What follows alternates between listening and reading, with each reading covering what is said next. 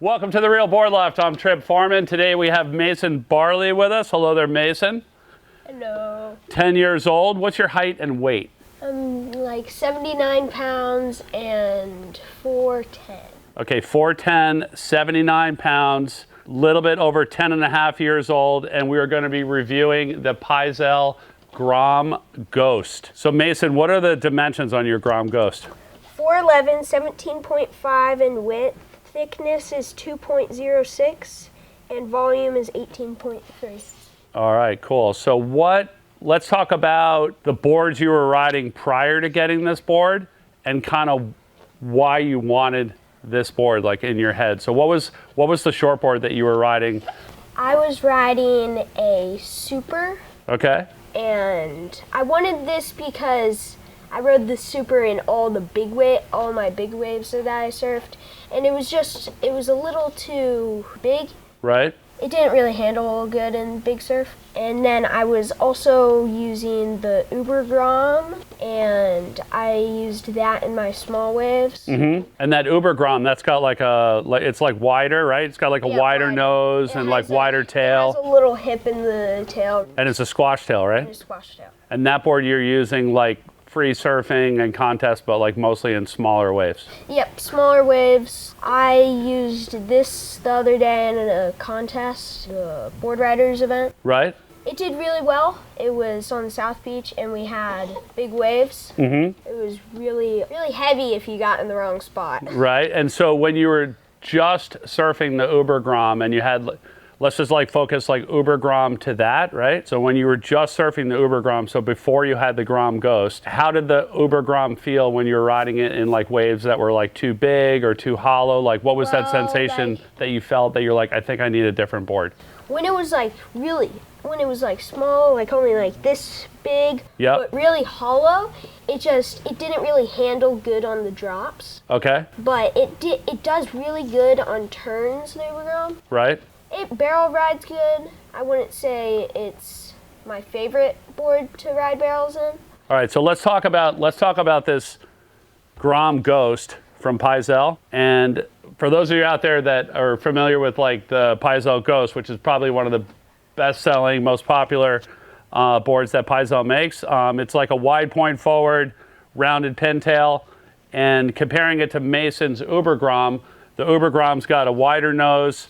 It's got more width throughout the entire board, and then it's got a much wider tail block out the back. So the block of the board is like kind of right back here, and the Grom's tail block is probably that wide on the back, where the Pyzel, the Grom Ghost, comes into a much narrower, like rounded pin, you know? Yep. And so the waves that we have around here that Masen was like kind of looking to get a different board than his Grom are kind of twofold. One being like more powerful waves, like not necessarily bigger waves, but just like punchier, like hollower wave. Because our wave here, like we have a wave it doesn't necessarily need to get big in order to get round. Like even when Masen was saying like tall. Like waist high for Masen, it believe it or not, it starts to like throw out and barrel. So having something that's going to fit right into those waves better. And like even that knee high, it can still barrel really crazy. Right. Really heavy. Like you can catch a knee high wave, think, oh, I'm just going to do a little turn, and the thing just doubles up and gets super big and sucks up, and like the Grom just wouldn't handle waves like that at all. Right. And the Ghost, it definitely works real good in that kind of swell. Steep faces in like bigger days where the Grom doesn't work. And what about paddling? Like how would you rate this thing paddling compared to your Grom? The Grom, you're normally paddling in like no current, but in this I'm like paddling in real good current. It definitely goes much faster even in the current than the Grom. Okay. And even if the Grom was like on a slick day with no current, this would go faster even if this was in current and the other one wasn't. All right. I like the extra small John fins. All right. I tried the small John fins, and I didn't think it rode as good with the smalls as it did with the extra smalls. With the extra smalls, okay. And that's actually some feedback that we get from a lot of people is that they're riding a little bit smaller fins. Yeah. In bigger waves. In bigger waves. Yeah, and on these boards, on the Ghosts and on the Pedelecs as well, as that they ride smaller fins. That's cool to hear that at your size it's still the same thing. So John extra smalls. Yep, that's I like that in this board for like steep waves, barrels, or just kind of heavy, real bigger surf. It does good. Okay. And let's talk about wave range. So what's the smallest wave that this board, and you can also talk about shape too, right? Because that makes a big difference. So let's talk about what's the smallest wave where this board works well. I mean, I could say it works down to here if it's bowling and really like heavier. Honestly, on small, really mushy days, I think this board kind of rides a little better than the Uber Grom if it's like mushy, but like not too mushy that it's like you fall right out in the back. Right. Yeah, I use this board in a lot of bushy waves. I really like how it does the turns, and it just has enough rail right here that it doesn't dig into the wave when I'm doing a cutback, but it also doesn't like not give me that good draw when I'm doing a cutback. And then what about on the big side? Like, what's the biggest waves that you've ridden this in? Biggest waves. Yeah. Have you ever found a wave where this board doesn't feel comfortable? Found a wave that this doesn't feel comfortable? Yeah, like where it feels too small or too skittish.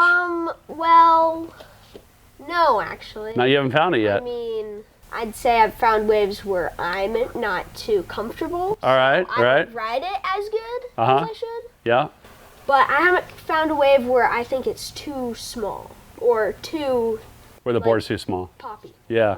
So what's the biggest waves that you've ridden this thing in so far? I'd say like 6, maybe 7 foot waves. The biggest day was at the lighthouse. Okay. I came to the lighthouse and I asked my dad, can I come out? He was like, sure, I'll help you out, but just once. So I paddled out.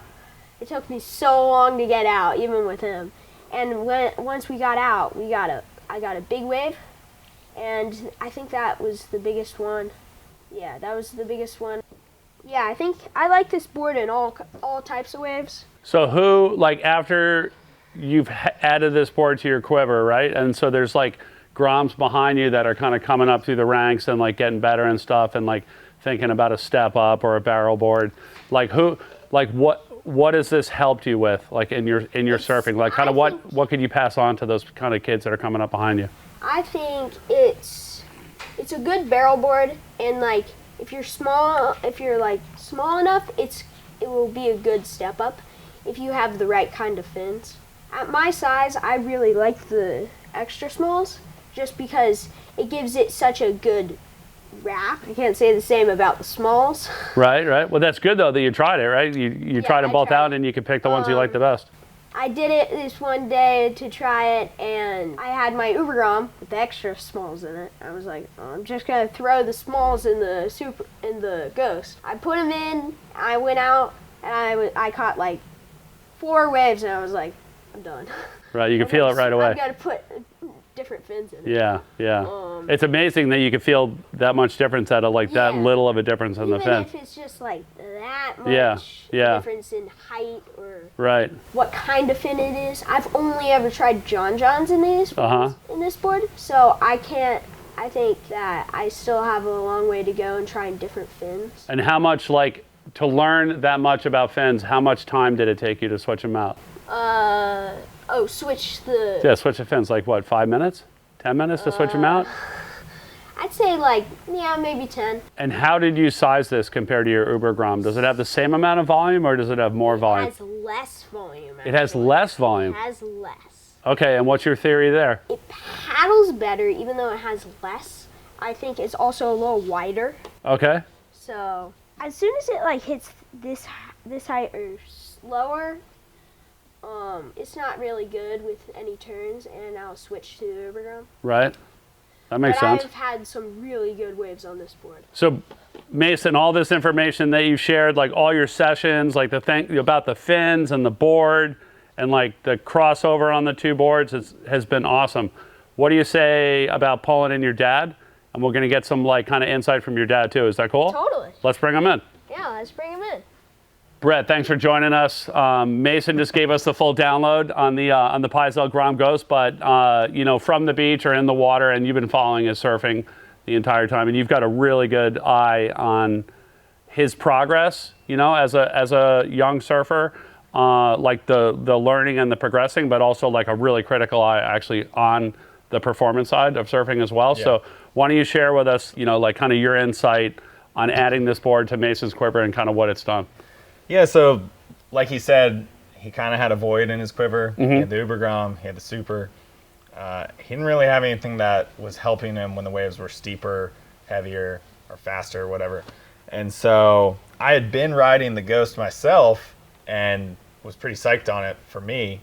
And I felt like it was kind of a chance. It felt like taking a chance getting a board like this for a kid.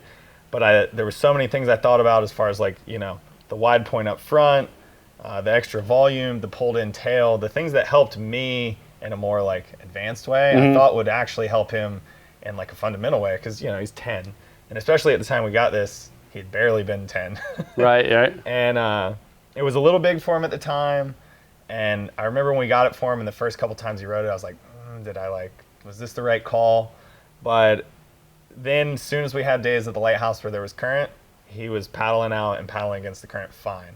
And that was like the main thing. I wanted him to be able to get out and I wanted him to be able to catch waves. And so it did that. Check box number one. Right. And because, as a kid, like the most important thing is just catching waves. Catching waves, the more time you're on the face, the better you're going to be. And so there was a learning curve. The tail's so pulled in compared to most, shortboards for kids or like the Uber Grom that's real wide.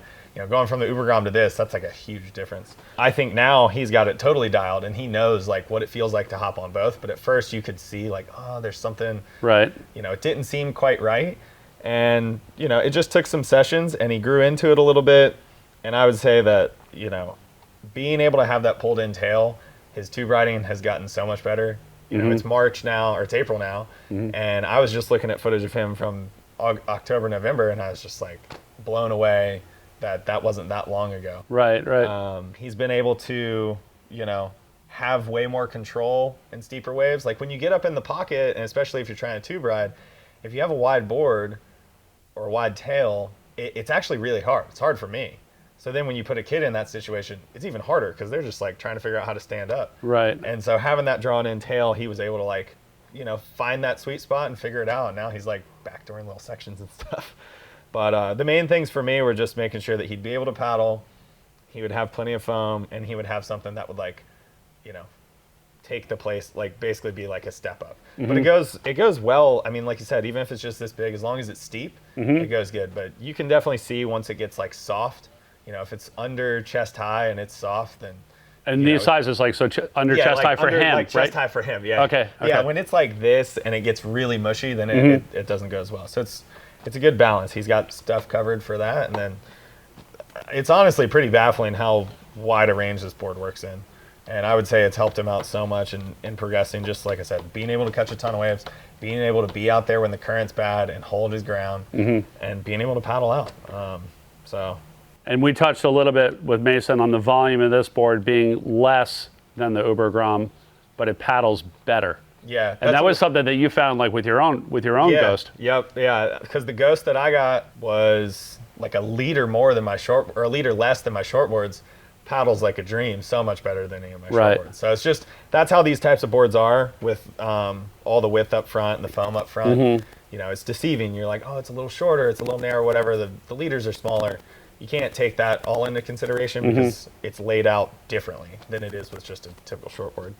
So I think that's really good for a kid that's progressing, trying to surf a bigger wave, like paddle out when it's harder. You want that foam and that paddle power. But then with the pulled in tail, he can still ride it. And then like he was saying, as far as the fins, he's got the extra smalls in. He started out with the smalls, and I actually spoke to the guys at Futures about that, trying to understand, like, mm-hmm. well, how do you know when to switch or go back and forth? And basically their concept was that, the smalls are good. The moment you notice that, like, oh, it seems like he's kind of getting held back, then you can size down.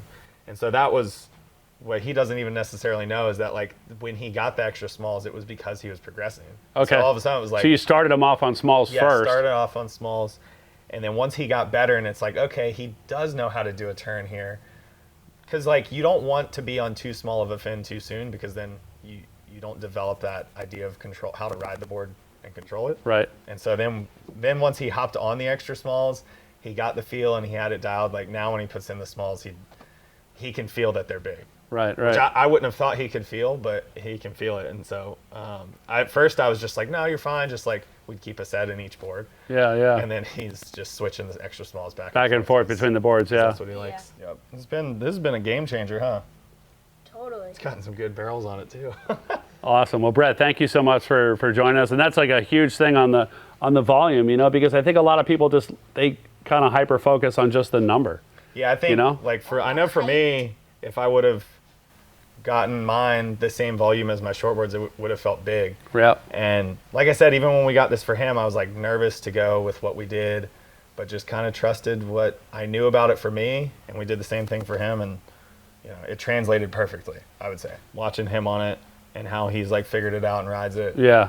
It seems like he's figured it out the same way I figured mine out. Mason, it's been incredible watching you surf that thing. You've getting a ton of great waves. Awesome. Well, hey, thank you both guys. I really appreciate it.